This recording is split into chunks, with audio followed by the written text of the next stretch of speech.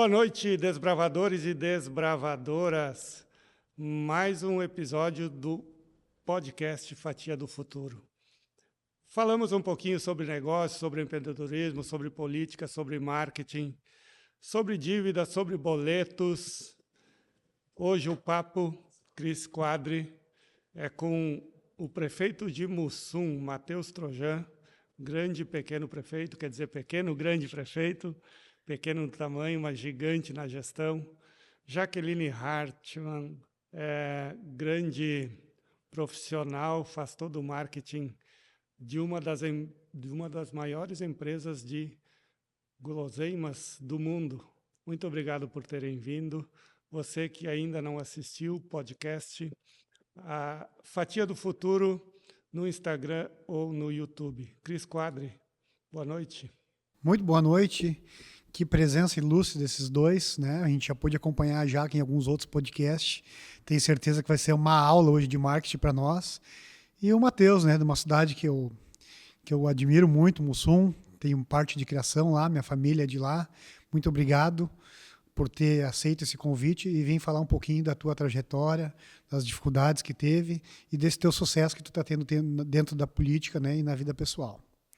Normalmente a gente apresentava os convidados, mas como a gente poderia esquecer algum feito histórico dessas pessoas brilhantes que estão aqui na nossa frente, então a gente pede para vocês se apresentarem, um pouquinho da história, onde nasceu, como cresceu, onde estudou, se formou, aquela coisa toda. Fica à vontade.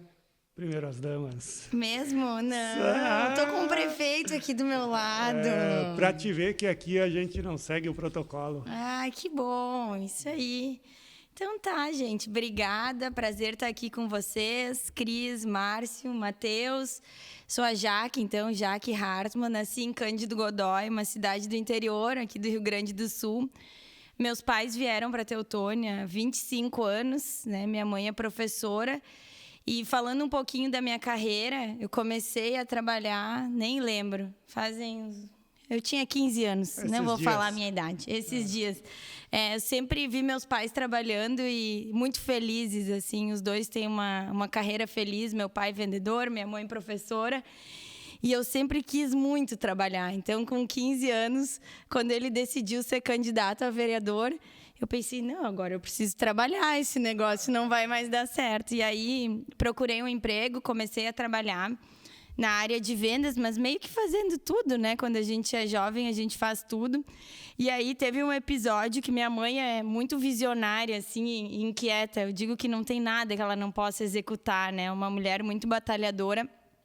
E ela queria que eu fosse soberana de Teutônia. No interior tem essas coisas, né? Rainha, princesa. E eu não queria de jeito nenhum, porque, com toda a humildade do mundo, eu não achava meu forte ser soberana de Teutônia. Mas acabou dando certo. E a parte cultural foi algo onde eu conseguia me diferenciar bastante. E aí, naquele episódio, a minha mãe, muito visionária, então começou a me incentivar a trabalhar com comunicação, estudar comunicação. Eu adorava ir no baile dos idosos e falar em público. Para mim, isso era uma coisa muito natural, entender as pessoas com o coração, né? E existem algumas profissões onde a gente consegue expressar esse nosso lado humano, né? Psicologia, publicidade, relações públicas. Eu decidi fazer a faculdade de Relações Públicas. Na época, já estava trabalhando numa corretora de seguros em Teutônia.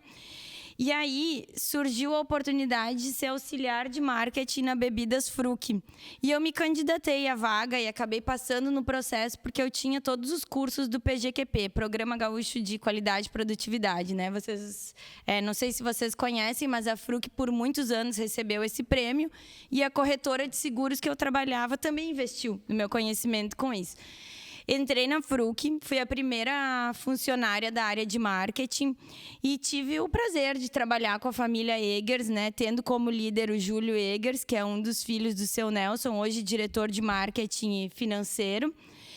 E, aos poucos, comecei a trabalhar com toda a família e, nossa, comecei a me apaixonar muito por essa coisa de empresa familiar, propósito, e a gente construiu coisas lindas mesmo na empresa, né, com um trabalho de time, levando a marca também para outros patamares, porque essas empresas familiares elas já têm uma linda história, né? E a gente, como marqueteiro, precisa ter a humildade de entrar e contar essa história com verdade. Então, basicamente, esse foi o meu trabalho.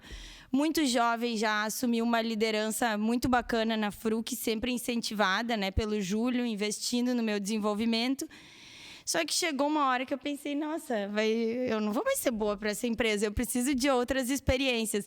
E apesar da Aline e do Júlio falarem que não, que ainda tinha muito espaço, eu entendi que eu precisava desbravar outras culturas até para me desafiar, né? Saí da Fruc, passei pela Ercosul, fui gerente de marketing, inteligência de mercado, saque na Ercosul. Passei um tempo lá e decidi voltar muito, porque eu sou apegada à família, né? Essa é uma das coisas que eu não abro mão, é uma das minhas escolhas, ficar perto do meu pai e da minha mãe fisicamente, mesmo que eu tenha que viajar o mundo em um mês, eu preciso ficar perto deles. Conversei com a Aline e ela me apresentou o Ricardo e hoje estou na Docile como gerente de marketing. Fazem 4 anos, aprendi muito, né? E depois a gente fala um pouco mais dessa história. Mas a minha formação, então, é Relações Públicas. Me formei aqui na Univates. Depois fiz um MBA em Marketing Estratégico. Fui voluntária em várias entidades. Sou uma eterna aprendiz. Tenho um namorado, inclusive, de Dr. Ricardo. Fica lá do lado da tua cidade. Ele, inclusive, é sobrinho do padre Adalberto, que era o padre de Mussum. Padre Tremé. Muito Isso, meu amigo. Exatamente. A minha sogra, a irmã dele, um querido. Então, tenho um namorado e um irmão que agora está morando em São Paulo, trabalhando na PagBank. E é essa a minha história. Quando ela fala que ela curte ficar próximo da família, tem um carinho muito grande pelos pais, eu convidei a Jaque para o programa anterior. E era numa segunda-feira e caía no dia do aniversário do pai dela. E ela disse, nem pensar. Nesse dia, esquece, eu tenho um compromisso com meu pai e vou... E aí ficou para essa oportunidade. Obrigado, Isso aí. Jaque. Muito obrigada. Obrigada pelo convite. Matheus?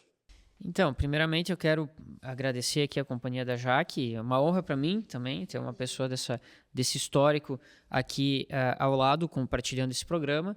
Agradecer o convite do Márcio e do Cris e contar um pouquinho, então, da minha trajetória. Eu comecei dentro dessa vida pública, na verdade, pela minha atuação privada também.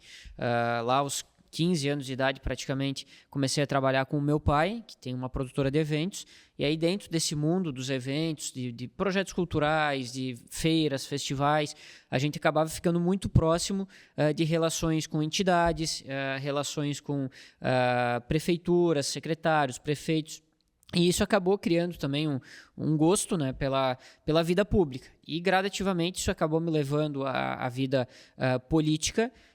Aos 18 anos de idade, quando eu completei 18 anos, eu me filiei ao meu partido político, que é o MDB, até por uma identidade local, né, pelas pessoas do MDB local, que eu me identificava. Em 2016, aos 21 anos, concorri a vereador, minha primeira eleição oficial, digamos assim.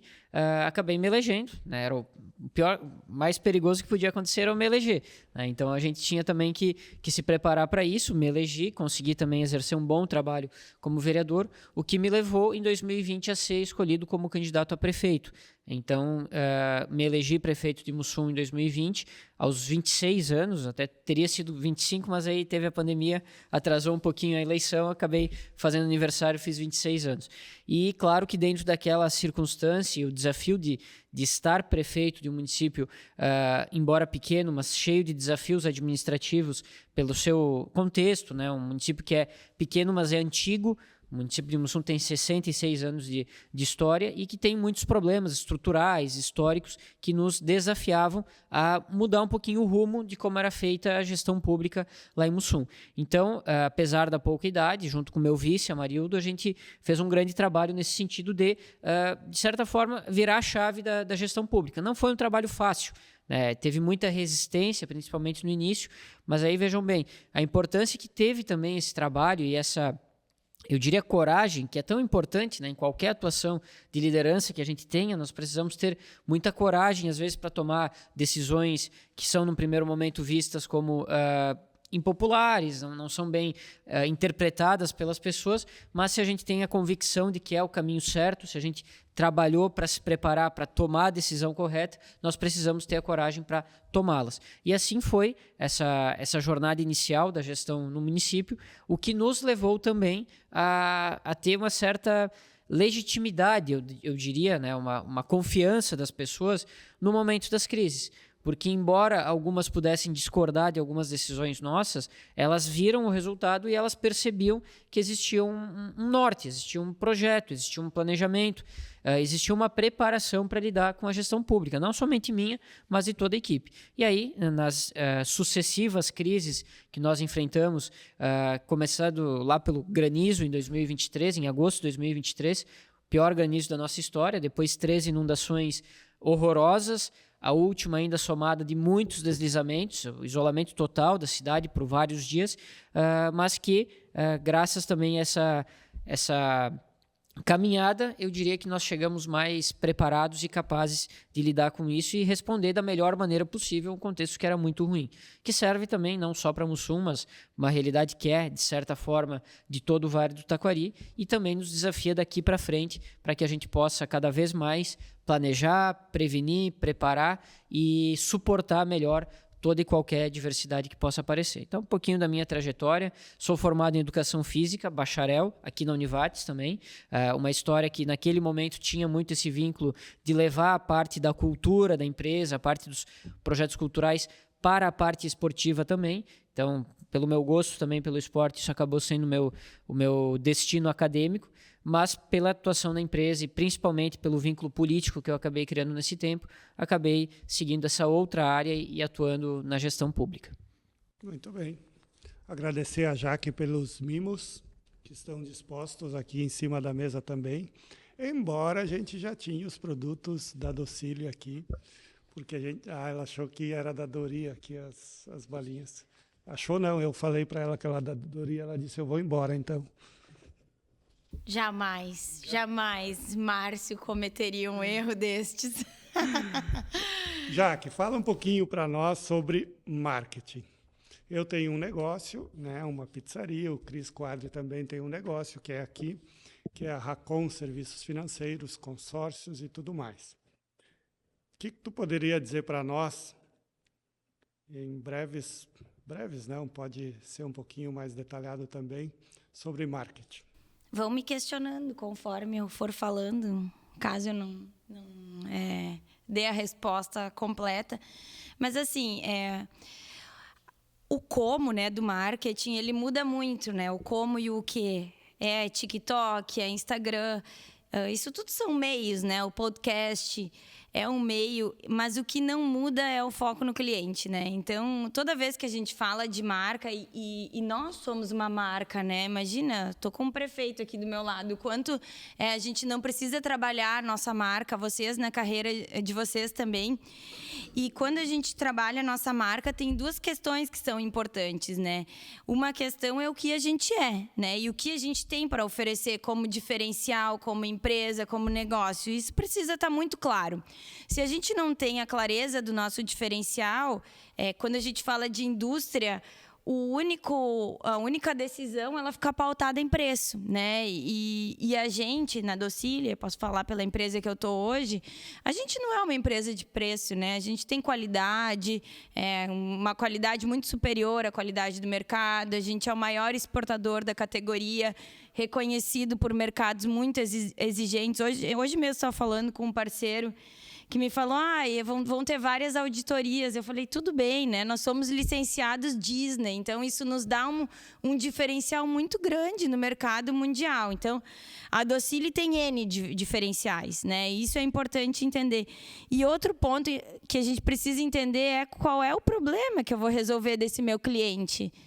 por que a minha empresa? Porque eu sou importante para esse cliente. Então, essas duas coisas, elas nunca vão sair de moda, né? Entender o cliente, entender as aspirações do cliente, porque a gente, como indústria, como pessoa e como negócio, a gente não pode se colocar num pedestal e querer vender para o cliente o que a gente acha que é bom para ele. É ele que paga a nossa conta, né?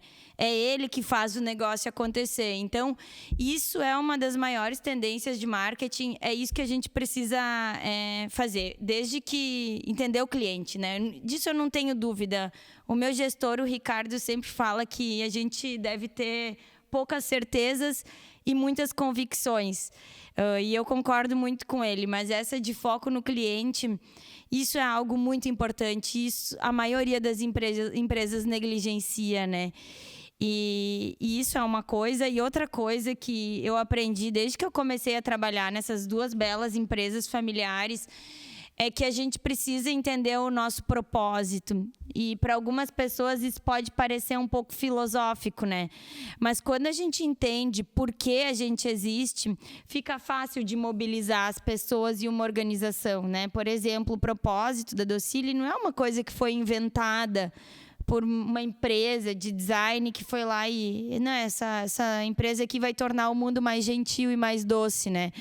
Não, é junto com os sócios, a família, se entendeu que o papel da Docile no mundo é ser doce para criar um mundo mais doce.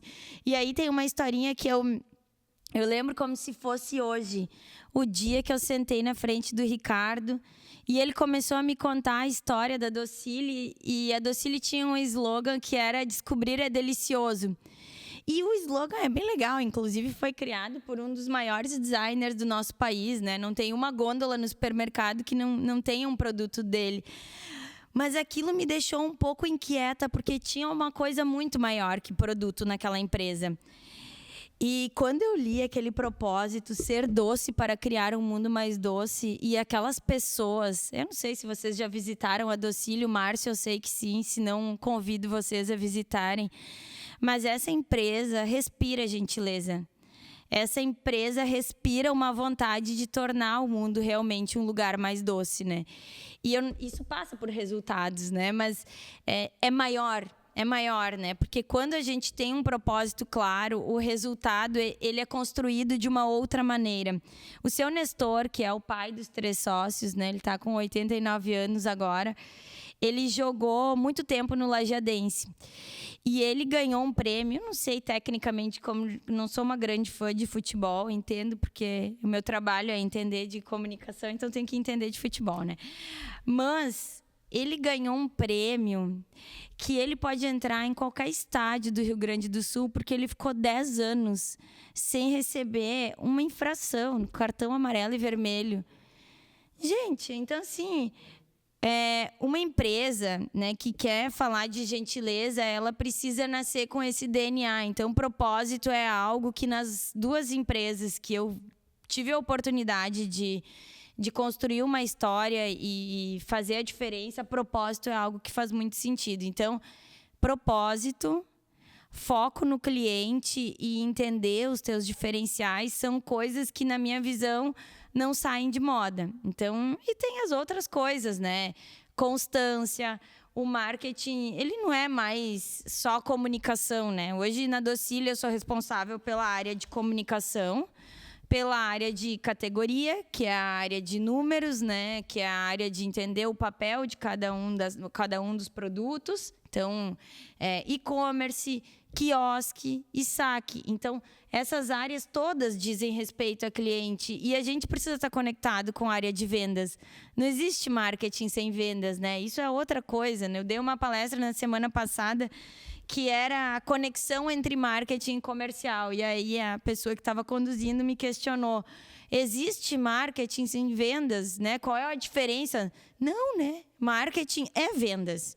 O que adianta eu estar aqui falando de Docile se vocês vão ir aqui nos nossos clientes, nos supermercados, e não vão encontrar Docile? Se a Docile não vai estar aqui trazendo uma gentileza para esse momento. Então, o produto no ponto de venda, no preço certo. O marketing é cada vez uma disciplina mais estratégica dentro dos negócios. E para finalizar a fala, eu acho que uma coisa que eu tenho estudado muito, né, nos últimos meses, e a gente precisa cuidar muito disso que eu falei no início, que é o nosso marketing pessoal, né? O que a gente tem de diferente, o que a gente quer passar, qual a nossa postura, de que maneira a gente fala, de que maneira a gente senta na cadeira, de que maneira a gente se relaciona e quando vai no supermercado, como trata a caixa do supermercado. Cada um tem a sua essência, né? E isso precisa ser comunicado, a gente precisa cuidar disso. Então, eu sempre falo para o meu time, né?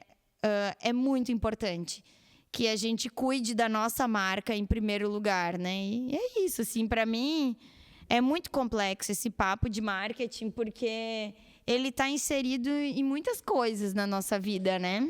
Desde quando a gente está andando na rua, né? Quando tu representa uma empresa, um negócio, ou pessoalmente, né? É marketing, tu está mostrando quem tu é, o que tu está fazendo nos teus gestos, nas tuas atitudes. Exato. O seu Nestor, sim, ele ganhou um prêmio da Federação Gaúcha de Futebol por ter ficado 10 anos sem levar um cartão amarelo ou vermelho. Então, isso deu para ele passe livre, né, em qualquer jogos do gauchão, independente de qualquer série. E o seu Nestor é um poço de calmaria, de conhecimento, enfim. Quando tu fala tem que ter o foco no cliente, né, ou no consumidor, no caso da Docile, a gente já conversou aqui nesse ambiente com outras pessoas também que têm a mesma ideia, que o foco ele precisa estar no cliente, o foco precisa estar nas pessoas, né? E isso eu acho que também dá para levar para a política, né, Matheus? Com certeza. Talvez tirar um pouquinho do foco de tantas outras coisas e o foco tem que estar não no eleitor, né, mas na pessoa da comunidade, do município que está fazendo a roda girar. É mais ou menos isso? Com certeza. E até pegando justamente esse gancho, né, de quando a gente fala que o foco tem que estar no cliente, o nosso cliente na política é o cidadão, é a cidadã. Né? São as pessoas que dependem de uma boa gestão, de uma gestão eficiente, com responsabilidade fiscal, com organização, com planejamento, que possa gerar lá no fim uma melhor qualidade de vida, uma melhor prestação de serviços para o cidadão. Então, não existe como a gente chegar lá no resultado e fazer com que ele seja duradouro se não tem essa antecipação de organização, de planejamento, de boa gestão. E isso é também um problema que a gente tem na gestão pública, talvez não só no Brasil, mas ainda especialmente no Brasil, que ainda amadurece nesse sentido, que é a gente ter o imediatismo. Achar que fazer momentaneamente as coisas parecerem boas, parecerem melhores, mas sem uma base, sem uma sustentação, vai ser o essencial. Né? Às vezes se fazem mais projetos de eleição do que propriamente projetos de gestão, de cidade, de comunidade.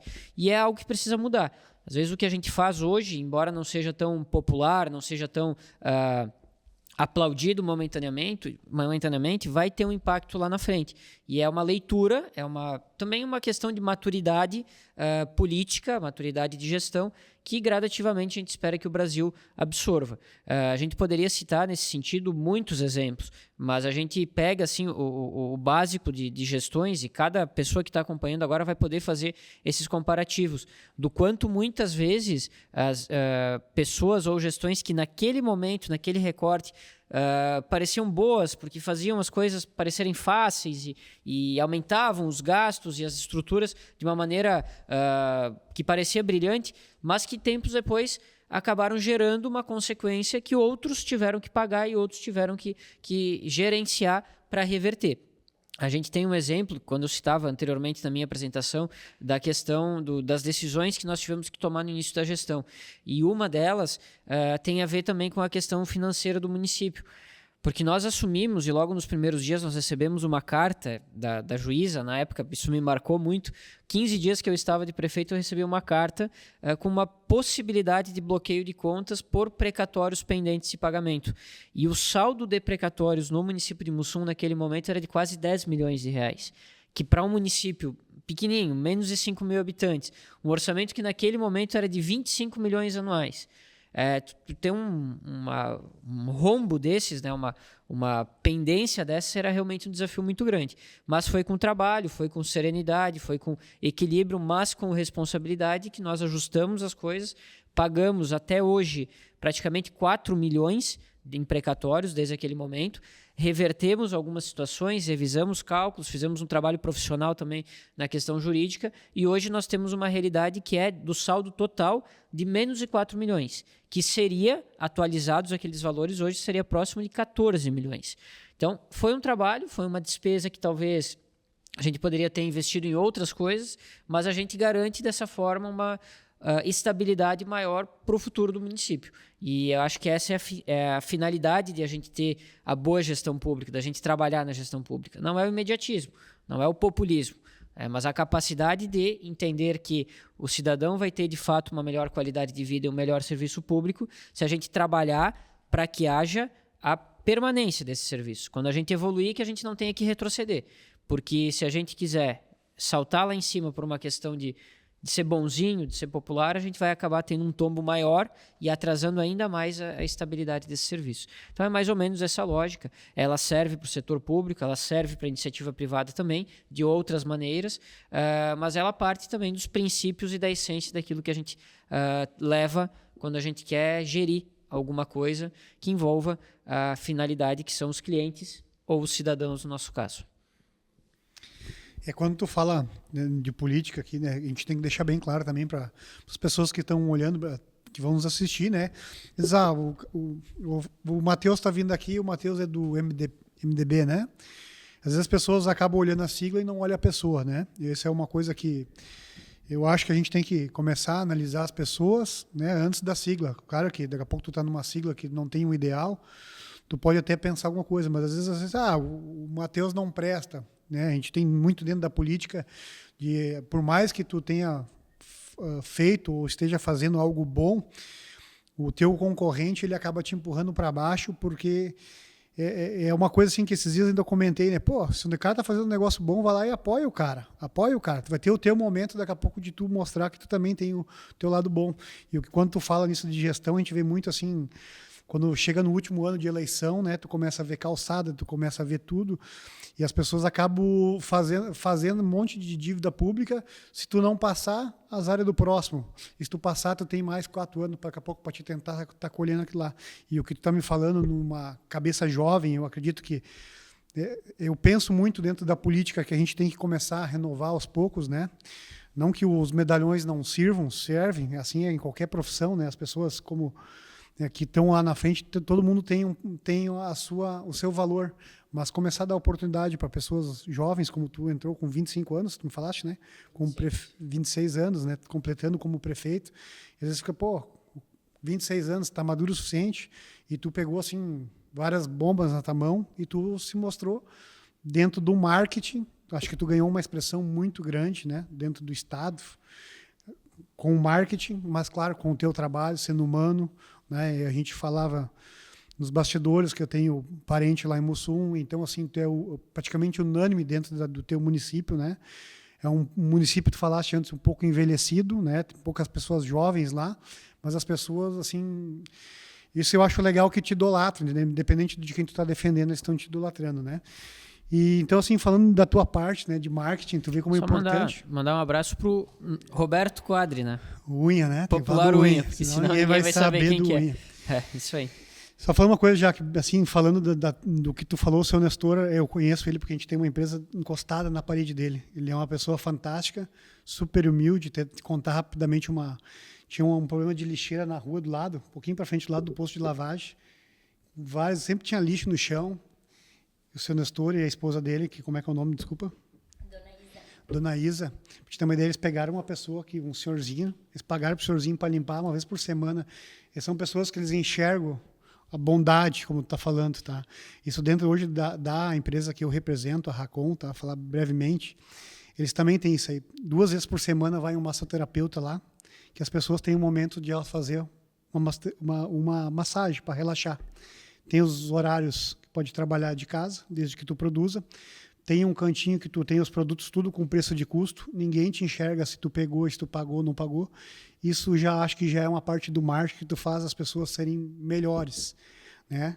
Tu não precisa estar lá olhando se o cara pegou uma coisa de tanto e não pagou. Então, acho que isso é um negócio bacana dentro das empresas familiares, que tu trabalhaste, que tu mantém essa honestidade, esse formato de ser gentil. Exatamente.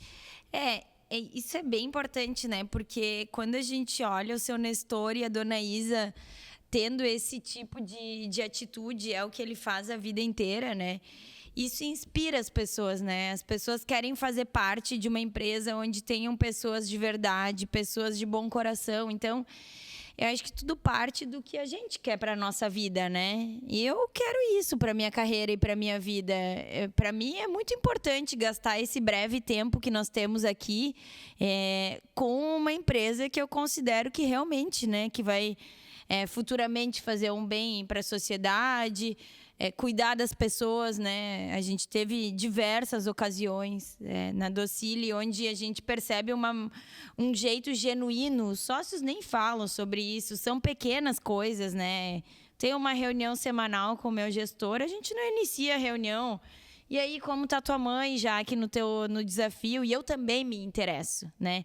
Porque a gente começa a criar uma cultura que é positiva. Não são todos os dias que são bons, né? Todos nós aqui, independente do segmento, atuamos com negócios e negócios precisam trazer resultados para que a gente consiga continuar fazendo bem, né? Então, isso exige conflito, isso confronto, isso exige discussão, isso exige um olhar para números. Mas quando a gente faz isso jogando limpo, a vida tem um outro significado, né? Essa é a minha opinião, né? Eu vejo o seu Nestor fazendo isso e eu vejo meu pai fazendo isso a vida inteira. Eu quero fazer parte de uma empresa que seja retrato das coisas que eu aprendi. Eu fui criada dessa forma, né, no voluntariado. Então, tem uma coisa sobre marketing que às vezes as pessoas desconsideram, né? Essa vida do Instagram, ela é muito positiva. Eu acho que essa evolução dos meios de comunicação nos dá acesso à informação. O que é muito importante, o que é uma coisa que leva a sociedade para um outro patamar. Mas também tem muita informação que não agrega valor, né? E a pior coisa que uma marca, uma pessoa pode fazer na vida, né, é retratar numa rede social o que ela não é, né? Então, não ter credibilidade para estar falando daquele tema. Credibilidade é o principal pilar de uma marca ou de um relacionamento, que é uma estratégia importante de marketing, né? Relacionamento é uma coisa que agora, com a inteligência artificial, vai fazer com que nós aqui, profissionais que investimos nisso, na confiança, vamos ter diferenciação, né? Então, assim, não adianta ir para a rede social e falar uma coisa que a gente não consiga representar. E tudo isso que eu estou trazendo é sobre, no fim, o seu Nestor e a dona Isa, que construíram uma vida baseada em valores sólidos, que se expandiram para um negócio que hoje é a maior exportadora do Brasil.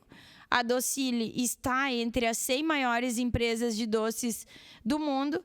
Tenho certeza que é uma empresa que nos orgulha aqui, né, como bons lajadenses, né, e bons gaúchos e brasileiros, né? Uma empresa 100% brasileira, né? Então, são coisas que, poxa vida, né?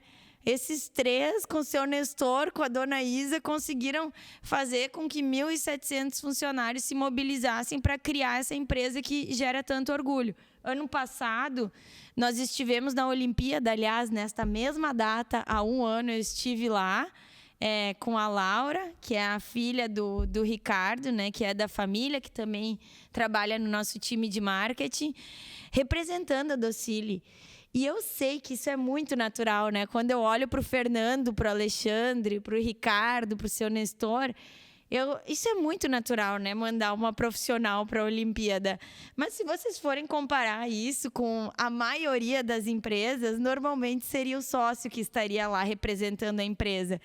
E várias vezes eu me questionei há um ano atrás, nossa senhora, será que é real? Eu estou aqui no apartamento da Raíssa Leal, segurando a medalha dela, né? E aí comecei a entender assim que isso é uma empresa que coloca o propósito em prática, cuidando das pessoas. Porque isso não é só com a Jaque. Eu, felizmente, escolhi a profissão de marketing e este é o meu papel. Mas todas as pessoas na empresa são tratadas desta forma. Então, saindo lá do seu Nestor, que foi teu questionamento, para esse tipo de atitude que muda a vida de uma pessoa. Hoje eu olho para a minha carreira, se tem uma coisa que eu tenho para listar, não é até essa oportunidade de segurar uma medalha olímpica. É a oportunidade de estar indo lá todos os dias e meia horinha tomar um cafezinho com o seu Nestor. Hoje ele saiu do elevador, eu cheia de reuniões, parei tudo que eu estava fazendo, porque a estratégia mais genuína que tem é ouvir o que ele tem a me ensinar e contar isso para o Brasil e para o mundo, né? Depois eu falo um pouquinho de Olimpíada, senão eu tomo conta aqui, Matheus. Não, capaz. Estou prestando atenção, estou gostando muito aqui. O Matheus, ele é pré-candidato a deputado estadual, né? E o marketing, as dicas da Jaque vão te ajudar bastante, né? Eu acho que nem precisa, né? Porque eu até estudei um pouco a tua... Não é nem a estratégia, né? Tanta verdade, e lá na nossa família, em Dr. Ricardo, a reputação de uma pessoa, né? A gente fala as notícias ruins, né? Às vezes não é assim, né? A tua reputação é uma coisa que... E não precisa falar muito, né? Fatos e dados, tá ali, né? Obrigado, olha aí, agora ganhei a noite.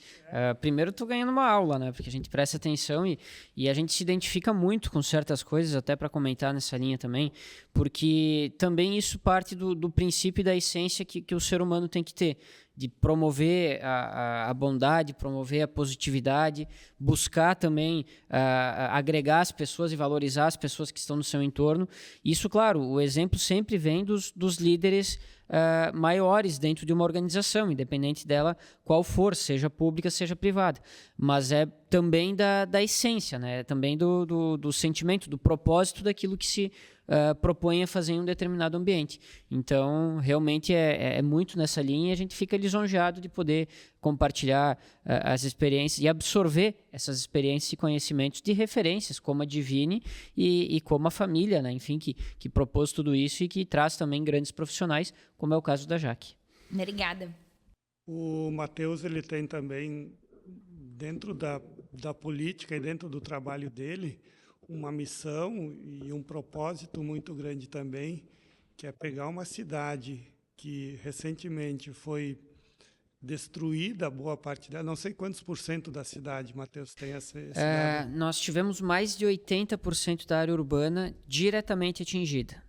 E um percentual assim, de cerca de 25% da área urbana consolidada que precisa migrar, que precisa sair do lugar e ir para áreas novas porque passou a ter consideração de área de risco extremo. Tu imagina o desafio desse gestor de ter que mudar quase que 80% da cidade toda para que, eventualmente, daqui para frente, não possa ser atingida novamente.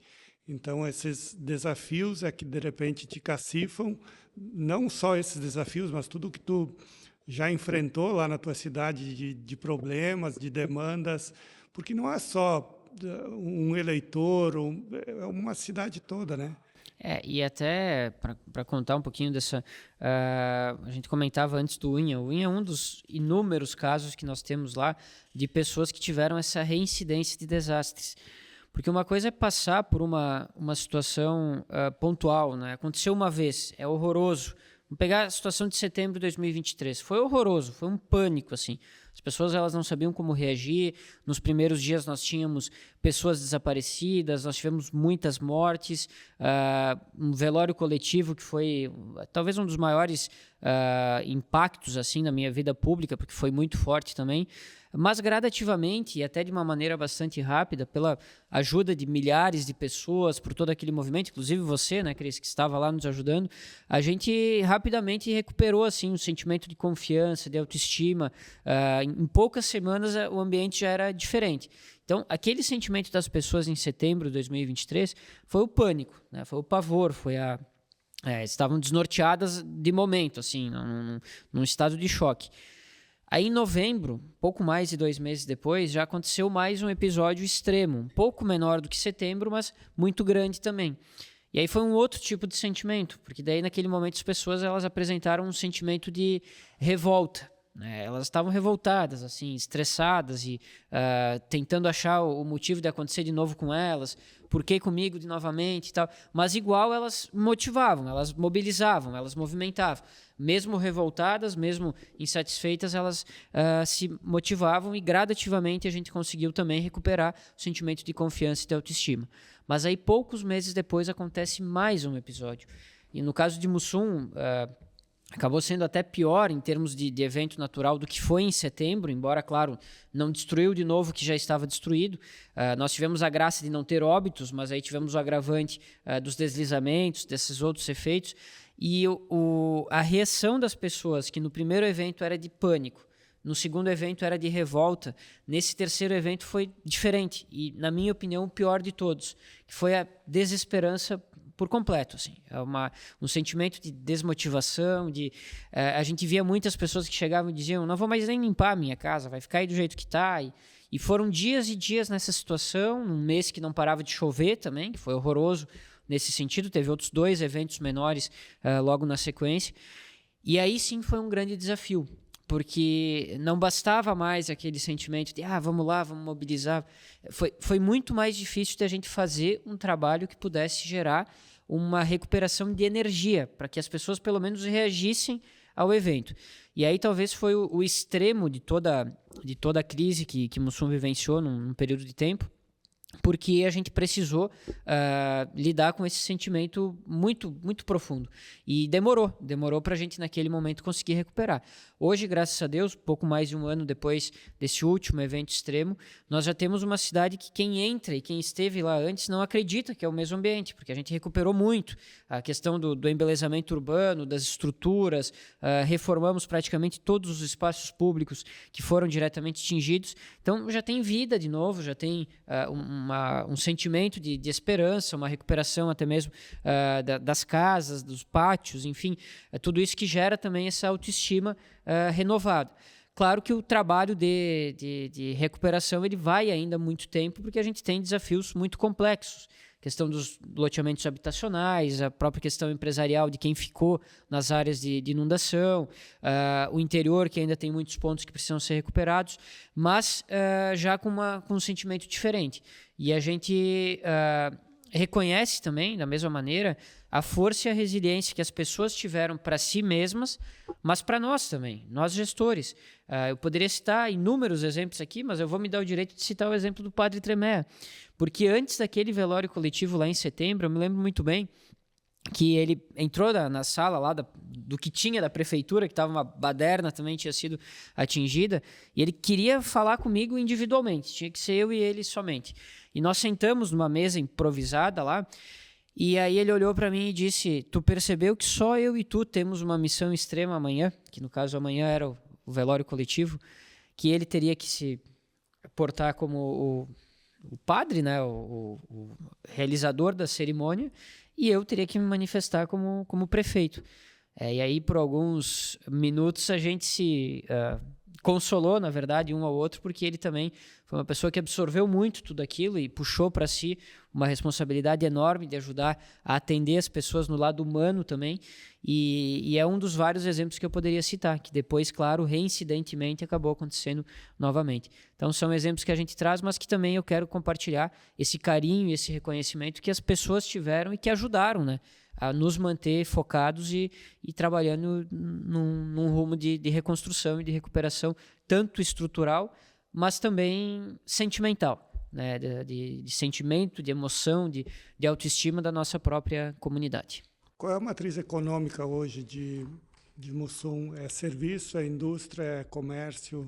Hoje, Mussum, historicamente, pelo menos nos últimos anos, Mussum tem uma participação igualitária entre indústria e o setor primário. No setor primário a gente tem uma produção de suínos que é muito forte, a produção de grãos também que é significativa, e na indústria nós temos o setor moveleiro, móveis é muito forte lá, a gente tem várias empresas nesse segmento, e nós temos também o setor de couros, né, que aí sim foi atingido. Nosso curtume fica na beira do rio, é uma empresa que é enorme, tem inúmeros pavilhões lá, e não é uma empresa que tem como migrar. A gente, olha aí, é verdade, é isso aí. Ele é Renato. E é uma empresa que a gente não pode simplesmente pegar e tirar do lugar, porque eles têm, primeiro pela estrutura que eles têm, que hoje dificilmente se constrói da maneira que está posta lá, e segundo porque é um sistema que tem toda uma questão de caldeiras, de estação de tratamento de esgoto, que também acaba dependendo de ter esse recurso hídrico, no caso o rio, próximo, para depois da água tratada ela ter onde ser destinada. Então, não é um caso simples, porque está numa área de inundação, foi extremamente atingido nos eventos, mas que também não tem alternativa de migrar. Então, eles, até no primeiro momento, a gente duvidava do retorno, se preocupava com isso, mas eles gradativamente foram também recuperando e hoje tem a produção retomada, ainda menor do que era, mas já num ritmo interessante, né, e conseguindo também, aos poucos, melhorar a sua capacidade de produção. Então, também é um exemplo de resiliência e de recomeço que a gente tem, dentre tantos outros que a gente poderia citar. Acho que tu e a Jaque, vocês falam muito nisso, né? E uma fala que deixou tu falar assim, tipo, a tropa, ela é o espelho do líder, né? Então, se tu tem um líder que vai puxar para frente, né? Tu pegar assim, tipo, tua população lá, a população, eu falo pelo meu tio, né? Quem é que não sonha hoje tu ter uma casa, uma Júlio de Castilhos, tu mora numa rua principal, né? A gente fala em sonhos, né? O sonho de qualquer brasileiro é casa própria. Daí tu vem lá, uma enchente, derruba. Segunda enchente, derruba. Granizo, derruba. A terceira ali que deu, realmente meu tio foi um que fez da tua fala. Ele deu para um casal para limpar, porque ele não aguentava mais, e ele foi morar lá na casa do sogro dele, lá da Lourdes, e do falecido Murilo, né? Então, assim, isso que o meu tio é um cara que é um guerreiro, é um cara, assim, forte. E muitas pessoas, às vezes, não tem mais a força de tu começar a recomeçar de novo, entende, Jaque? De tu voltar, uma vez, 2 vezes, 3 vezes. Então, assim, isso passou muito pela tua figura, né? Eu te acompanhava muito nas redes sociais, a gente não se conhecia até hoje pessoalmente, e tu sempre transpareceu assim forte, algumas vezes tu se emocionou, mas faz parte de tu ser humano, né? Tu mostrar a realidade, cada pouco tu vinha com números, tentando botar as pessoas para cima, não deve ser fácil. E qual que é os teus projetos hoje para a cidade que tu tem como prioritário nesses próximos anos de mandato que tu quer encaixar? A grande meta da cidade hoje, aí, aquilo que nós falávamos antes também, é uma meta de município, né? Vai além de uma gestão e precisa ser trabalhado até que seja concluído. Essa questão da migração dessa parte que ou foi destruída, ou teve as estruturas condenadas, ou passou a ser área de risco considerado extremo, considerado alto. Então, esse percentual que se aproxima de 25% da área urbana consolidada precisa migrar e nós precisamos aproveitar a oportunidade de construir tudo isso do zero para fazer melhor. Então, é um cuidado que nós estamos tendo. Nós temos agora, graças a Deus, e é muito trabalho, um rumo bem definido e casas agora já sendo entregues definitivamente. Temos agora, por esses dias, mais cerca de 42 unidades habitacionais sendo entregues num loteamento totalmente novo e que é importante a gente destacar. A gente atrasou essa entrega porque a gente não aceita, nós não aceitamos, a nossa equipe não aceita fazer entregas pela metade. Então, as entregas que estão sendo feitas lá, de um lugar que era totalmente bruto, né? Era uma natureza, tinha vegetação, enfim, não era uma área urbanizada. Nós fizemos todo o trabalho de construção das casas, mas com rede de água, luz, pavimentação, passeios públicos, as pequenas contenções que foram necessárias pela característica do terreno. A gente tem o paisagismo sendo preparado também, finalizado agora, para que já devolva também esse ambiente, mas que também sirva para uma contenção natural desses lugares. Nós temos as casas que estão sendo entregues com mobília, isso também devolve a dignidade como um todo. Tem uma área de lazer que está sendo desenvolvida nesse local, uma estação de tratamento de esgoto pronta. As pessoas não vão ter problemas com o esgoto da sua residência por conta de ser um bairro novo, que muitas vezes acontece. Então, é uma entrega completa, digamos assim, que devolve não só a moradia, a dignidade da moradia, mas também do ambiente, da qualidade de vida e do recomeço que essas famílias têm. E é uma prerrogativa que nós temos em relação aos programas habitacionais, mas esse processo de expansão urbanística, seja para atender as pessoas que migram porque perderam suas casas, mas seja também para atender ao processo de crescimento que o município passa a ter como oportunidade por conta de tudo que aconteceu. Então, de certa forma, também é enxergar a oportunidade no meio de uma crise extrema para desenvolver, para se adaptar, mas para voltar a crescer e crescer melhor, mais forte, mais resiliente, mais seguro, para que essas pessoas possam ir para lugares que, de fato, se sentirão bem e seguras nesses novos ambientes. Teve algum índice de migração ou imigração? Por exemplo, quantas pessoas saíram da cidade em função desses Muito eventos? grande. No primeiro momento, assim, especialmente depois de maio, nós chegamos a ter mais de 1.000 pessoas que deixaram a cidade. Veja bem, uma cidade de 5.000 habitantes, um pouco menos. A gente tem mais de 1.000 pessoas que deixaram, em torno de 1.200 no primeiro momento, era o cálculo que a gente tinha. Estimado porque foi difícil de precisar. Mas, gradativamente, muitas dessas pessoas voltaram, seja porque reformaram suas casas, seja porque passaram a adquirir imóveis novos ou então algumas já contempladas pelos programas habitacionais, e também porque, gradativamente, a cidade foi se recuperando também.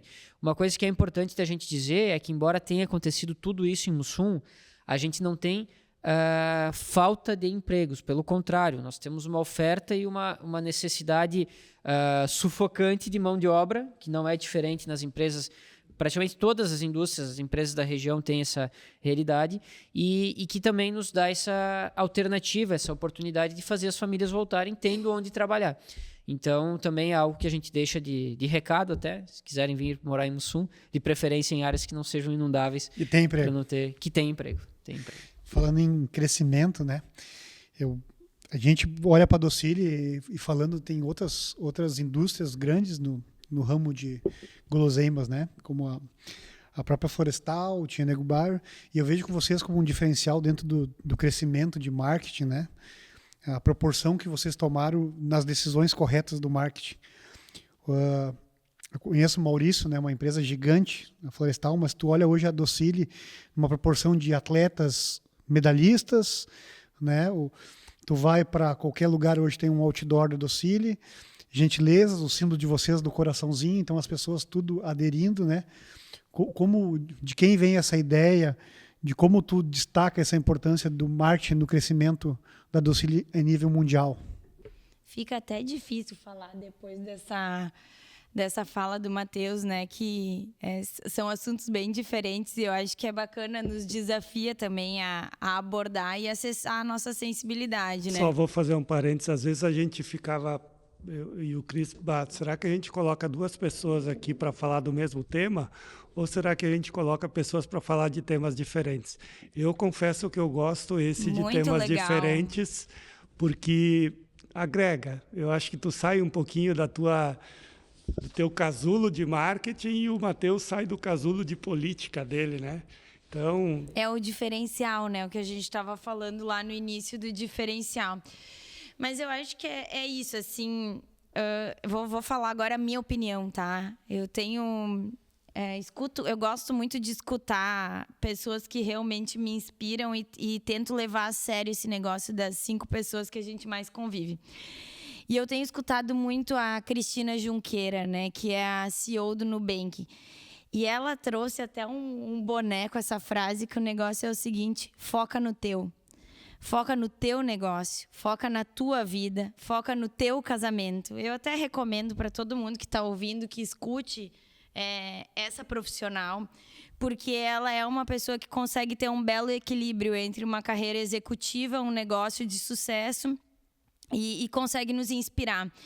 Quando ela fala foca no teu, eu consigo ver o que os meus gestores fizeram, né? E veja bem, eu convivi com vários, né? Porque seu Nelson Eggers e seu Nestor Heineken, assim, gostaria de colocar os dois e entrevistá-los, inclusive, né? Porque são 2 gurus, assim, da nossa região que se complementam muito.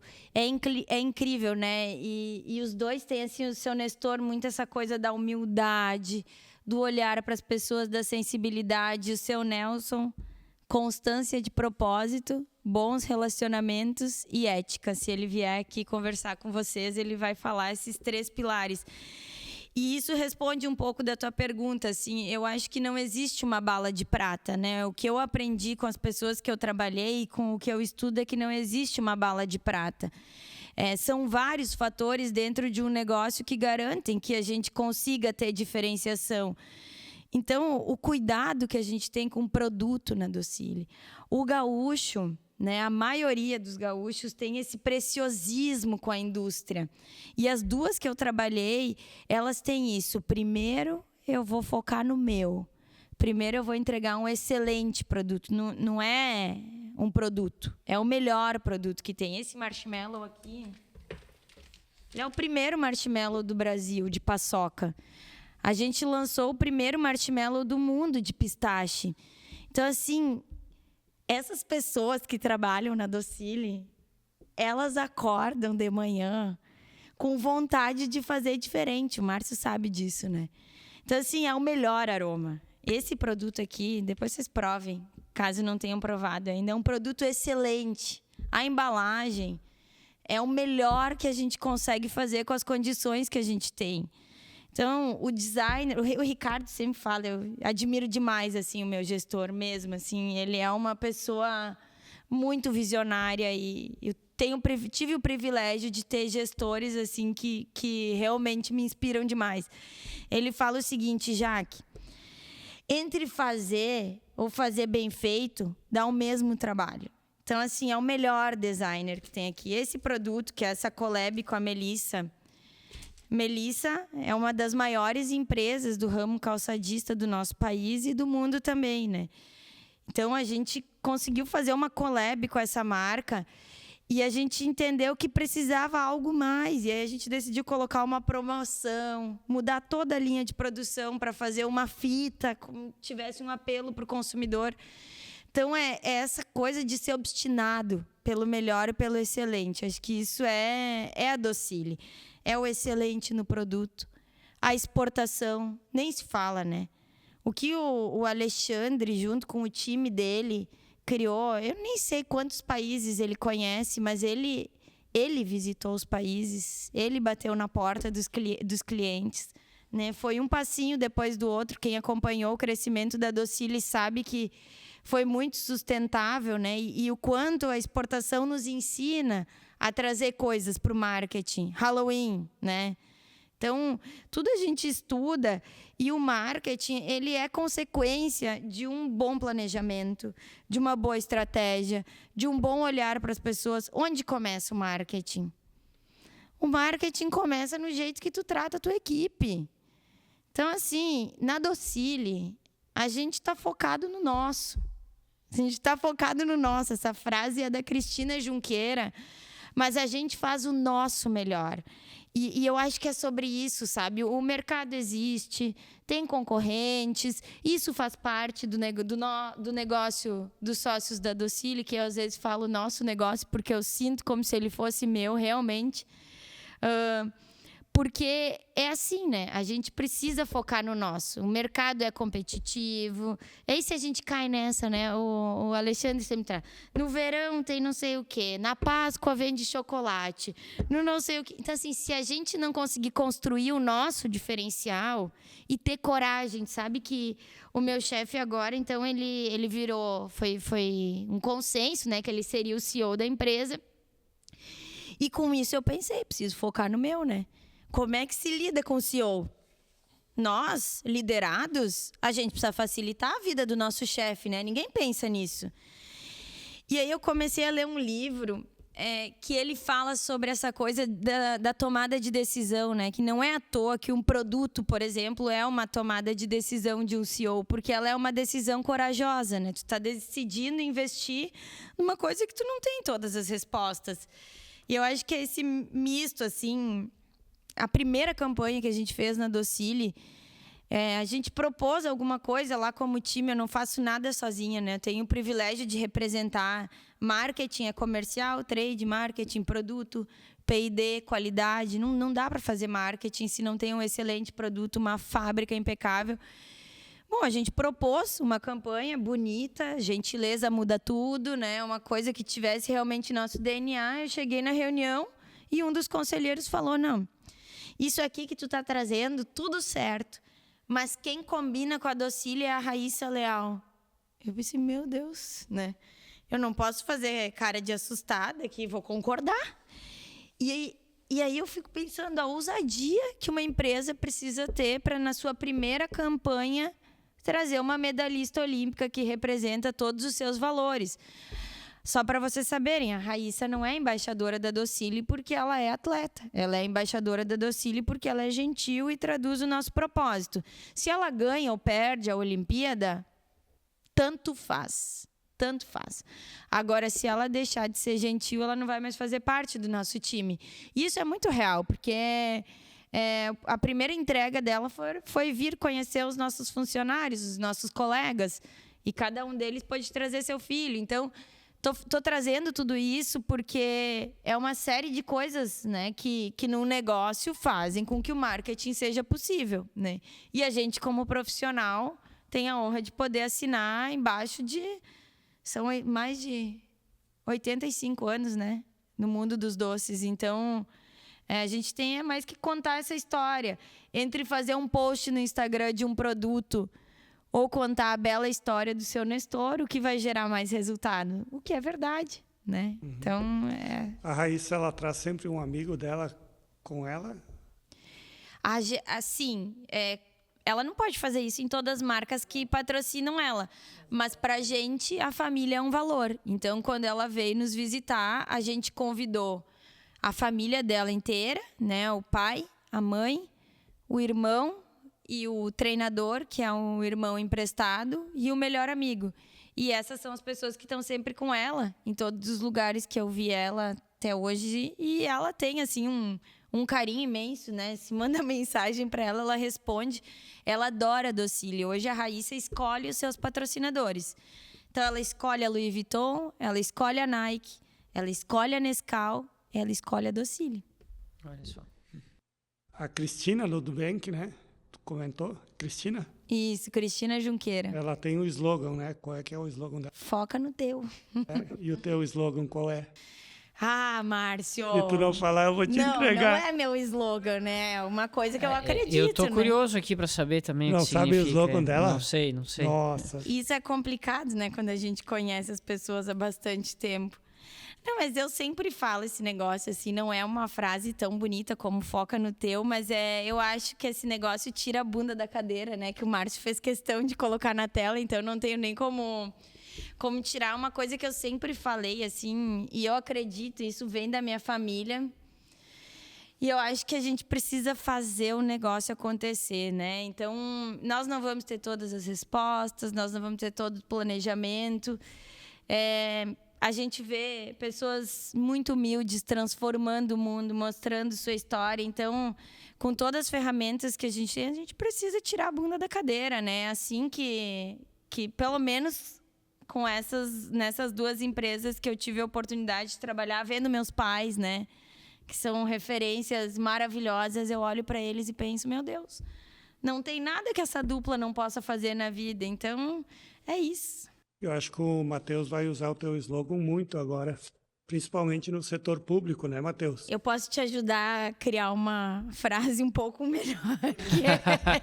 Essa é forte, né? Não, mas olha só, de verdade, assim, eu acho que a melhor coisa que tu tem para apresentar, além da tua capacidade, além da tua capacidade, do teu profissionalismo, é isso, né? Tá na tua essência isso, né? De correr, de buscar, de ir atrás, de não aceitar um não, ou, enfim, né? Tirar a bunda da cadeira, é isso que movimentam as coisas, né? E assim como a Cristina tem o dela, enfim, né? Eu tenho uma também que pode confiar que o Márcio nunca vai te passar a perna. Boa. Entendeu? Mas isso. Essa essência vou usar então o tira a bunda da cadeira, que é uma frase forte, mas ao mesmo tempo ela traz uma essência e um princípio também daquilo que a gente falava. E causa desconforto que no sentido de não positivo, ela tem exatamente. razão. Eu falo isso assim, tem uma coisa que eu fico pensando, às vezes a gente tá, né? E isso em todos os lugares que eu circulo. A gente tá ali, e aí vem alguém, não, mas tem que fazer isso, tem que fazer aquilo. Eu só respondo, faz, mas pega e faz, né? Tem os conselheiros dentro da empresa, eles recebem uma remuneração para serem conselheiros, e nós, mortais e parceiros do negócio, nós recebemos para fazer. Então, faz. Não senta numa mesa de reunião e a gente vê isso. Não, tua área tem que fazer isso, tua área... E eu volto e meia, não é da... Não existe. Não existe, não é da tua área. Acabou esse negócio. Então, assim, a gente precisa fazer, dado o nosso objetivo. Se a pessoa quer ser uma pessoa blasé, que passa pela vida sem honrar os seus dias, né, que recebeu, aí tem essa opção também, né? Mas nós que estamos aqui não queremos isso, e nem quem está nos ouvindo, senão não estaria nos ouvindo, né?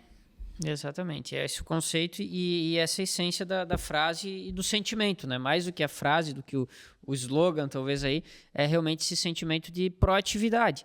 E é algo que nos preocupa qualquer gestor, mas a gente na gestão pública também percebe muito isso, que é a ausência cada vez maior ou mais nítida da proatividade. É a proatividade natural, da pessoa ter dentro de si o desejo de buscar a solução, buscar a resolução do problema, de resolver aquele contexto. A gente tem um perfil de gerações que gradativamente perde essa capacidade. Tem outras capacidades, outras virtudes, às vezes uma sabedoria de captar as coisas muito mais rapidamente ou de lidar com as tecnologias muito mais rapidamente, mas que não transmite isso ou não transpassa isso para a sua atuação proativa, para fazer com que esse conhecimento se torne uma entrega, né? Se torne uma execução. Então, é algo que nos preocupa e que precisa ser incentivado, e isso a gente parte também até de uma questão educacional, eu diria, porque o nosso sistema de ensino nos últimos anos ele tem se tornado menos exigente. Existem entendimentos e estudos que demonstram que existe uma importância nessa linha também. Agora, quando a gente passa a desvalorizar os méritos de quem se dedica, a deixar de minimamente punir de alguma forma quem não se dedica, quem não cumpre com o mínimo, a gente acaba nivelando a sociedade para baixo. E é essa sensação que eu tenho de consequência com o perfil das pessoas que estão vindo. Então, realmente é algo que nos preocupa e que vai, né, ao encontro desse sentimento, né, de fazer as pessoas se motivarem, se saírem da zona de conforto, né? Talvez elas vão se sentir desconfortáveis, às vezes, com um desafio, com uma palavra, com uma intensidade de uma colocação, como a frase tira a bunda da cadeira, mas isso vai servir para elas se elevarem. E certamente elas vão poder produzir mais tendo o desconforto do desafio do que a comodidade e a rotina normal que muitas vezes se coloca. Hoje o marketing está muito em rede social, mais do que há tempos atrás, né?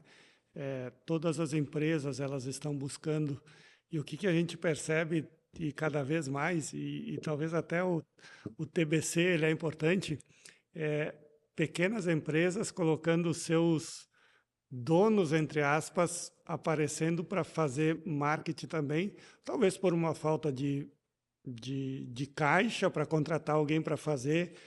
Como é que tu enxerga esse marketing mais individualizado, vamos dizer assim? O Cris aqui da Racon está começando a fazer vídeos individuais para mostrar a marca, para mostrar o trabalho, para mostrar o serviço. Tem, óbvio, né? Tem que ter sentido e tem que ter conhecimento e propósito, né? As redes sociais, elas ajudam, às vezes atrapalham. Acho que se o Cris, por exemplo, está à disposição para fazer isso, ele está fazendo um favor para a sociedade, né? Porque tem conhecimento e propriedade para estar dividindo seu conhecimento. Minha opinião profissional, tá? Baseada na técnica, né?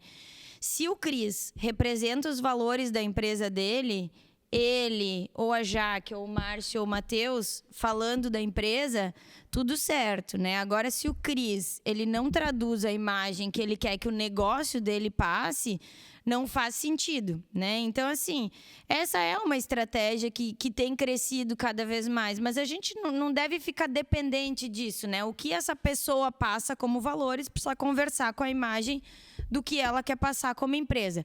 Qual é o perigo? Né, o perigo disso tudo, né, é uma estratégia acertada. A gente sabe que tem uma grande empresa no Brasil que tem uma família inteira que usa esse tipo de estratégia, mas e a empresa sobrevive sem essa estratégia? Né? Então, a estratégia precisa ser maior, por isso que eu comecei falando de Golden Circle, né, que é o comece pelo porquê. Né, o porquê, depois o como, depois o quê. A rede social e o Cris falando é o quê, né? É o Cris falando, é o evento da Racon, é não sei o que na Expo Vale, é o podcast aqui. Então, isso aqui é o quê. Mas a gente tem que começar pelo porquê, né? Se é o Cris, se é o sócio. Então, não sei se eu me fiz entender, mas a empresa ela precisa sobreviver, na minha opinião, sem que o dono tenha que falar. E aí é uma escolha pessoal, nem todos os donos querem se expor. E, tem que ser assim, esse extremismo, isso é prejudicial, entendeu? Tem que ser assim. Bom, então, a maioria das empresas no Brasil não faz isso, né? E elas funcionam de uma outra maneira. Então, depende do tamanho da empresa, depende qual é a mensagem que a gente quer passar. É uma mensagem mais familiar, então talvez faça sentido, de proximidade. Ou não, eu quero passar uma imagem mais global. Então talvez é legal trazer alguém. No TikTok, eu não sou a pessoa, eu acho que eu sou a pessoa bacana para estar aqui representando a Docile. Na pauta marketing, sim. Mas se a gente tivesse que falar agora de economia, aqui, não me recomendo. Aí é o Ricardo, o Fernando, o Alexandre que vão estar aqui falando. Então, é isso, é a gente entender qual é o problema que a gente tem para resolver e trazer a pessoa certa para fazer essa abordagem. Para falar de gente... Por que a gente contratou a Raíssa de novo, que eu gosto desse case? A gente precisava de notoriedade. A Docile já tem uma indústria top, já tem produto top, já tem bons valores. Mas a gente ficar ali na nossa rede social falando não ia gerar essa notoriedade. Porque qualquer marca pode investir em rede social. Qualquer marca, tá? Qualquer marca pode botar um comercial na Globo. Mas a forma que a gente faz é diferente. Trazer uma pessoa que representa os nossos valores para dar essa notoriedade é o que nos diferencia. Então, tudo tá assim, são escolhas também. Não dá para uma coisa que eu falei na palestra da semana passada. Tenho 32 anos, né? E uma série de aprendizados. Então, não existe verdade absoluta. Nisso, o Ricardo tem muita razão, né? A sabedoria traz isso para a vida da gente. Então, eu estou trazendo aqui o meu ponto sobre o que funciona e o que não funciona. Agora, uma coisa que eu recomendo para os ouvintes que querem seguir nessa área, não tem como sobreviver sem marketing e vendas, gente. Então, assim, estudem as ferramentas, o que funciona no TikTok. Eu estava dando exemplo, eu vou vir aqui no podcast e vou representar bem a Docile, mas me bota no TikTok para ver o mico que essa empresa vai passar. Então, assim, tem o menor sentido. Tem pessoas no time que vão conduzir isso numa linguagem nativa. E a gente também precisa entender qual é o tipo de linguagem, né, que a gente tem. Vou chegar aqui com esse casaquinho para falar numa linguagem que é mais democrática, né? Então, tudo isso precisa ser analisado. A gente precisa se aproximar do nosso consumidor. Do jeito que a gente se veste, ao jeito que a gente fala, o jeito que a gente se movimenta, né? Então, estudar a comunicação, gente, que todo mundo se comunica muito bem, né? É uma coisa muito básica. E a base da comunicação é a escuta. Não existe pessoa que fala bem que não escuta com o coração. Então... De novo, trazendo o Ricardo aqui, Márcio, acho que tu convida o Ricardo para vir aqui dar uma entrevista, porque eu fico trazendo sempre os pontos dele. Antes vem o seu Nestor. O básico bem feito. O básico, não precisa inventar moda. Agora, a gente até seguiu a trend. Meu time me convenceu, a trend do morango, né? Nós temos o marshmallow morango. Mas, gente, Isso tem valor para o consumidor? O que verdadeiramente vai mudar a vida do consumidor, das pessoas? O Kotler fala, não é consumidor nem cliente, é marketing para o ser humano. Vou te falar uma frase. A felicidade está nas coisas simples. Tu já ouviu essa frase? Não. Tu já associou ela a um leãozinho? Não. Então tu deveria dar uma olhadinha para tua direita ali, ó. Tá? Isso é o marketing. Hoje o marketing, por exemplo, tu olha uma imagem lá, tu vai olhar uma imagem hoje, tu vê que no marketing às vezes não precisa mais estar o nome escrito da empresa, tu só bota ali algum logotipo ou alguma coisa que imagem, tu já, né, esse tempo a gente teve um negócio de marketing dentro da Racon lá sobre o Big Mac. Uma vez tinha só um M. O que o M tem a ver com hambúrguer? Já estava lá, tu associava lá o da marca, né, no outdoor ou pela metade. Mas tu, meu caro futuro deputado estadual, obrigado. E vai ser, né, nós vamos fazer os votos para isso. Por quê? Fala aí hoje para os nossos ouvintes, né, um pouco mais da tua pessoa, por que tu daqui a pouco, ali na frente, faz o teu marketing para mais ali na frente, daqui a pouco nós convencer mais pessoas, daqui a pouco que não te conhece pessoalmente, não sabe dessa teu caráter. Então, primeiramente, a gente destaca, né, nesse rito de pré-candidatura, como a legislação eleitoral ela exige, depois, caso a candidatura se consolide, a gente passa para essa outra modalidade. Mas o que é importante a gente salientar? Eu acredito que dentro dessa linha de eleição e de colocar representantes da região, nós partimos do pressuposto de que nós estamos perdendo enquanto região por não ter representação. Aliás, isso para mim é uma verdade absoluta. E a gente percebe isso em várias circunstâncias. Por nós termos uma região que tem uma economia diversificada, uma economia forte, é um povo que, por característica, por cultura, é trabalhador, então ele produz muito, mas que às vezes fica para trás na tomada de decisões, de investimentos ou de atração de oportunidades, porque falta representação. Isso em situações normais, mas que escancara ainda mais nas crises que a gente vivenciou. Porque as crises, elas trazem aquele lado de a gente observar que, naquele momento, muitos vieram, muitos nos ajudaram de inúmeras formas, mas quando a gente fica com as dores do dia a dia, quando a gente fica com as demandas que são nossas e que, às vezes, a resolução ela é complexa, ela exige, inclusive, desgaste pessoal para buscar consensos, para buscar soluções de fato, a gente percebe que essas pessoas esvaziam. E elas não esvaziam por mal, elas esvaziam porque elas não são daqui. Elas não têm a responsabilidade, o sentimento e a raiz para que possam, de fato, se apropriar desses problemas e buscar a contínua persistência para chegar na resolução. E nós não podemos cobrar isso delas, porque nós não temos aqui a nossa representação. Então, a ideia de me colocar à disposição, a partir também de um entendimento do partido, a partir do entendimento de muitas pessoas, inclusive desvinculadas de partido, como foi o seu comentário antes, que me incentivaram de diferentes formas a me colocar à disposição, ela vem não de uma questão pessoal, mas ela vem de uma questão de um projeto, e a palavra que foi usada antes, Márcio, propósito. O propósito ele é maior do que uma questão pessoal, mesmo porque a única pessoa que, de fato, abre mão de algo para encarar esse propósito sou eu, que tenho que abrir mão do meu mandato de prefeito. E, nesse sentido também, até algo que eu gosto sempre de compartilhar, que é a maturidade, e aí a gente entra de novo nessa palavra, da própria população de Mussum, do incentivo que as pessoas dão, que muitas chegam para mim e dizem assim, olha, eu vou sentir que tu não vai ser mais o nosso prefeito, mas eu acredito muito que tu está entendendo a oportunidade que tu tem de ajudar muito mais Mussum e toda a nossa região. Porque a gente eleva o potencial de articulação, de mediação, de representatividade. Então, é nessa linha que eu particularmente acabei aceitando esse desafio, organizando isso também, porque é algo complexo, exige planejamento, exige uma responsabilidade de agendas que hoje me consome, mas me consome também porque as pessoas têm buscado, e têm buscado incrivelmente. Eu, praticamente, todas as noites eu teria compromissos políticos relacionados à pré-candidatura se eu tivesse a disponibilidade de tempo para isso. Então, isso é um sinal também que as pessoas confiam e estão dando a devida relevância e credibilidade. É uma eleição viável.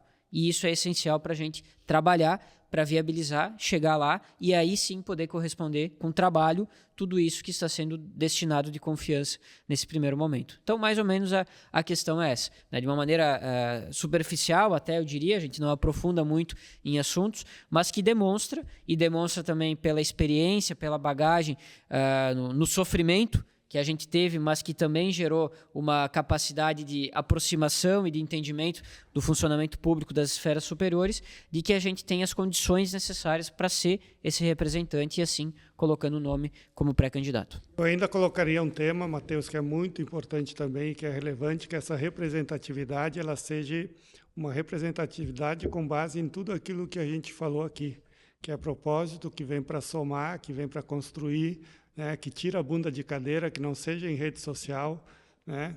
Então acho que é muito bacana isso. E o teu caso ele é muito emblemático, né? Tu vivenciou tudo isso, né? E é perfeito, é exatamente isso, Márcio. E veja bem, uma coisa que eu acho muito interessante também de compartilhar, e aí vai essa ideia do marketing ter essência, né?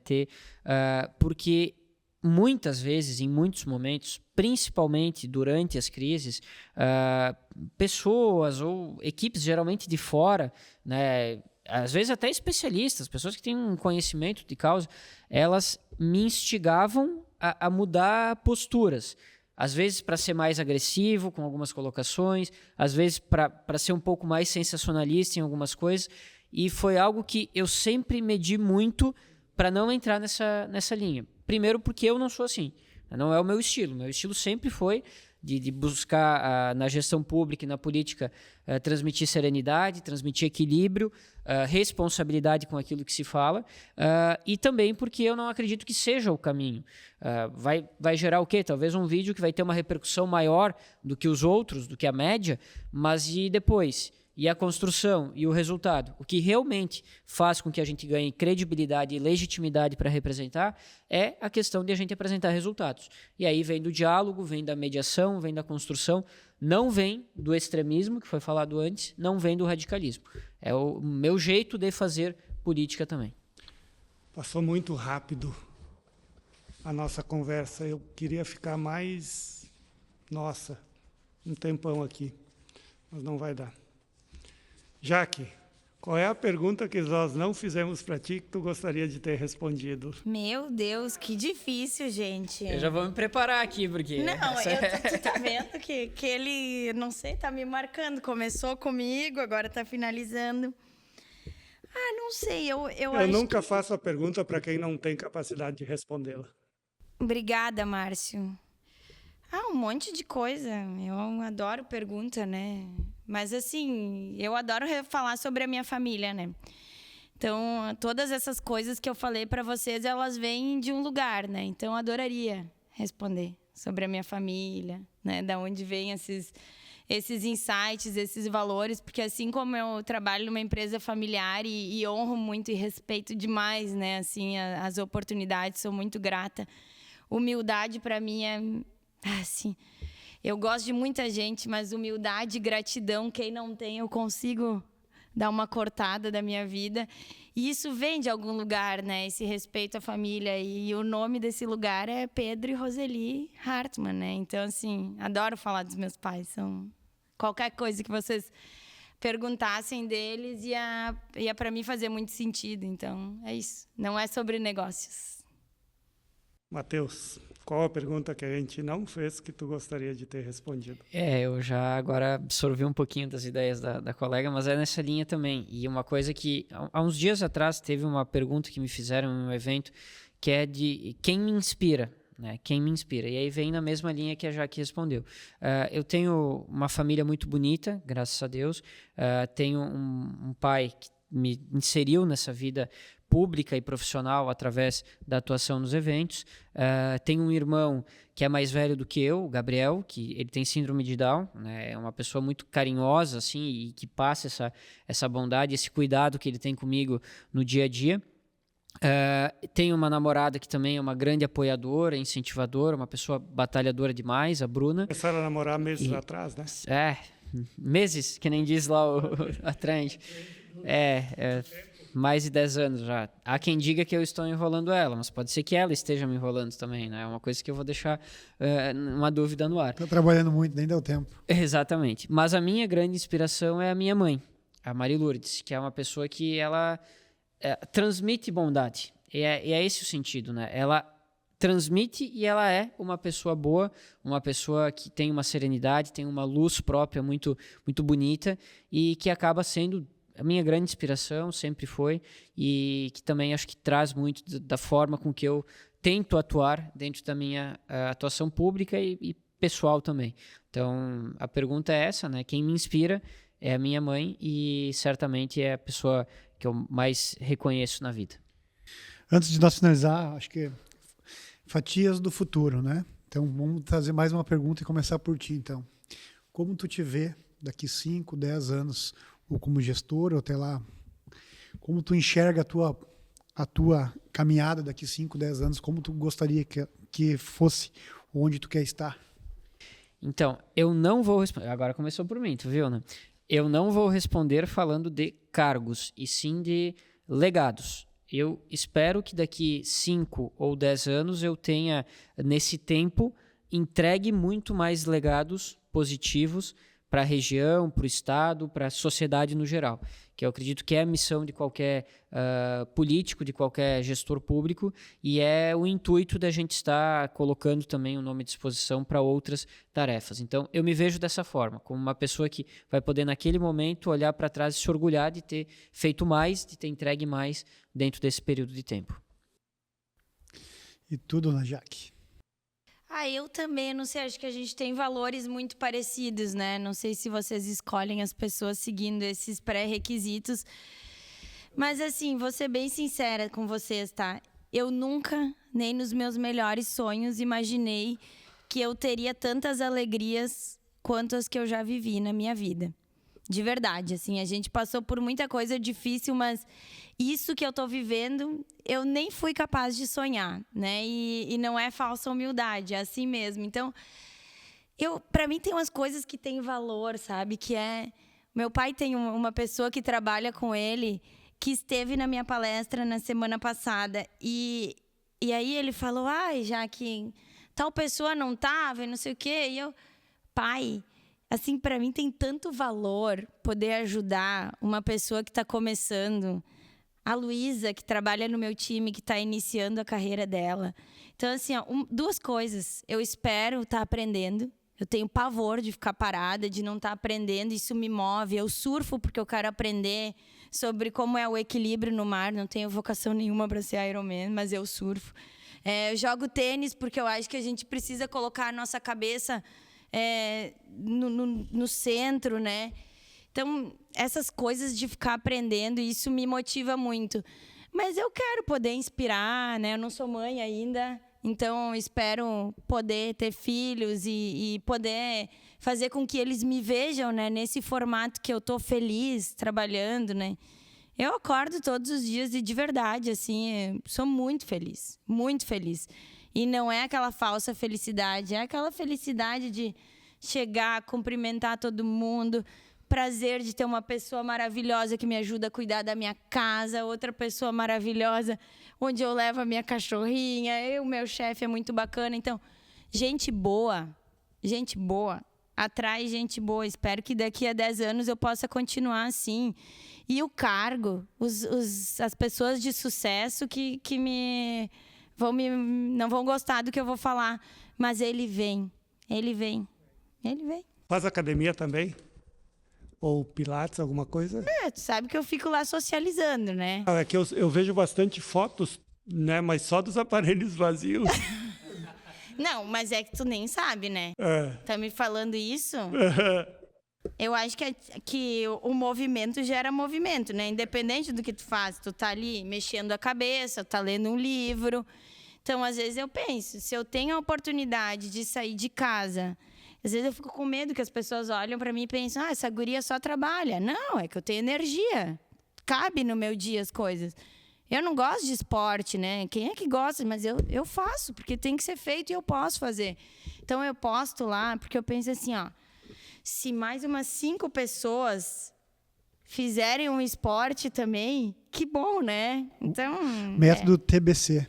TBC. Para nós finalizar, antes do Márcio, eu gostaria então de agradecer vocês. Realmente, assim, tu inspira luz, tu tem uma energia muito boa, cativante. Não é à toa que está num cargo de liderança em grandes empresas, né, internacionais, dá para se dizer. Então, eu conheço algumas pessoas que trabalham contigo, então, assim, eu posso falar que realmente, com propriedade, que são pessoas do bem. Acredito que grande parte das pessoas da Docile sejam pessoas do bem. E a ti, gringo, te desejo todo sucesso na política, tá? Nunca perca a essência, sempre pelo lado verdadeiro, independente da, né? A gente sabe que política, o Márcio é muito mais estradeiro que eu não sou um cara que sou associado à política, mas eu gosto assim das pessoas verdadeiras e tu me transpareceu hoje ser um cara muito bom, né? Então assim, as pessoas que eu puder influenciar para te ajudar, pode ter certeza, pode contar conosco, tá? Sucesso para ti nessa caminhada.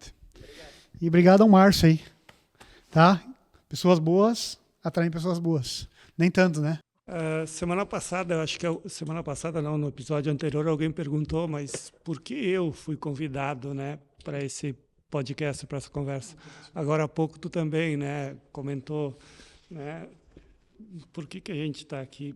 Porque eu e o Cris, a gente quer estar cercado de gente boa. Que legal. De gente competente, de gente do bem. Por isso que vocês estão aqui. Obrigado mesmo. Obrigada, gente. Obrigado, gente. A gente finaliza, então, mais uma baita conversa. A gente teria assunto para mais 1 hora, mas já está ficando tarde. Nos sigam, né? Fatia do Futuro Podcast, Instagram, YouTube. Grande abraço, Matheus. Obrigado, Jaque, de coração. Tenham todos uma boa semana. Até mais.